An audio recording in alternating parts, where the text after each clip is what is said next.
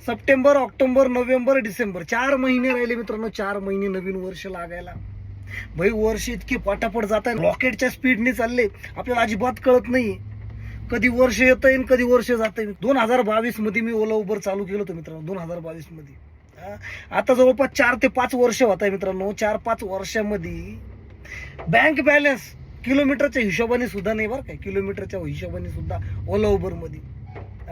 जर तुमची गाडी 2 लाख किलोमीटर झाली असेल ना, तर 1 रुपया किलोमीटरनी जरी तुमच्या अकाउंटला पैसे असतील ना, तर मला सांगा मित्रांनो, अजिबात नाही.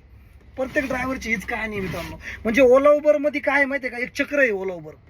याच्यामध्ये एकदा आपण टी परमिट गाडी घेतली आणि बिझनेस चालू केला ना भाई, याच्यातून बाहेरच पडत नाही, प्रगती होत नाही.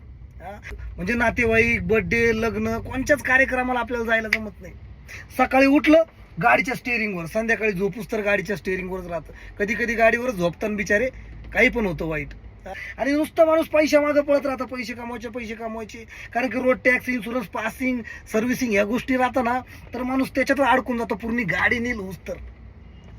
आणि गाडी नील झाल्याच्या नंतर पण माणूस काय म्हणतो, यार आता ही गाडी खराब झाली, आता नवीन घेऊ.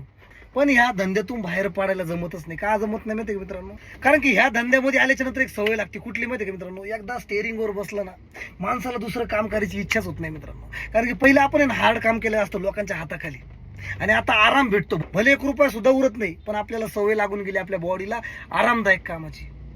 आता बरेच मित्र माझे भेटल्याच्या नंतर बोलताय की ओला उबर मध्ये धंदा नाही राहिला यार, काहीतरी साईड बिझनेस टाकावं लागेल, कमाईच होत नाहीये, अक्षरशः हप्ते सुद्धा निघत नाहीये.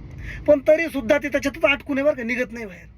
हे चक्र आहे मित्रांनो. ह्या चक्रामध्ये एकदा घुसलं ना भाई, लवकर बाहेर निघतच नाही आणि प्रगती सुद्धा होत नाही मित्रांनो.